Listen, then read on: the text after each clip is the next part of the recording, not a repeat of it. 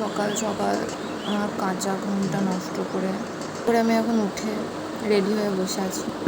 কারণ আজকে ভোর, সকাল সকাল যাওয়াটাই ভালো, লাইনটা কম থাকে, কিন্তু তাই বলে কাঁচা ঘুমটা, ঘুম পাচ্ছে।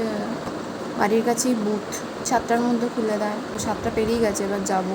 এরপর অনেক কষ্টে নিজের ঘুমটাকে সামলে চলে গেছিলাম ভোট দিতে। যেহেতু সকালবেলায় গেছিলাম তাই ভিড়টা একটু কম ছিল, ওই 4-5 জন মতো ছিল আমাদের আগে লাইনে। তো তাড়াতাড়ি ভোটটা দিয়ে তারপরে বাড়ি চলে আসি।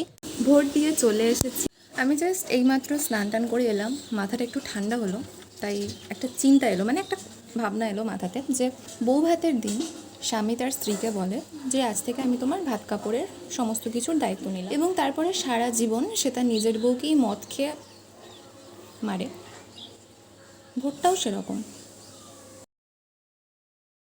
এই কথাটা বলার পর আমি নিজেই প্রচুর পরিমাণে হেসেছিলাম। না মানে সত্যি তো, ভোটের আগে নেতা নেত্রীরা এত বড় বড় ডায়লগ দেয়, আমি দেশ পাল্টে দেব, আমি এই করব, আমি ওই করব। আলটিমেটলি ভোটে জিতে যাওয়ার পর তারা কিন্তু তাদের সমস্ত কথাই ভুলে যায়। আমি কোনো পার্টিকে সাপোর্ট করি না, কারণ কম বেশি সবাই রাজনীতির মধ্যে দিয়ে দুর্নীতি করে। কেউ বলছে আমি দেবো এত পরিমাণ টাকা, তো কেউ তার থেকে বেশি। ভেতরে ভেতরে আমরা সবাই জানি যে আমরা কিছু টাকার বিনিময়ে নিজেদেরকে বিক্রি করে দিচ্ছি। তাই যে সরকারি আসুক না কেন, সাধারণ মানুষকে খেটে খেতে হবে, বেকারদেরকে মাসে 1500 কিংবা 3000-এর আশায় বসে থাকতে হবে, কারণ সরকার বদলাবে, তাদের ভাবনা চিন্তা নয়।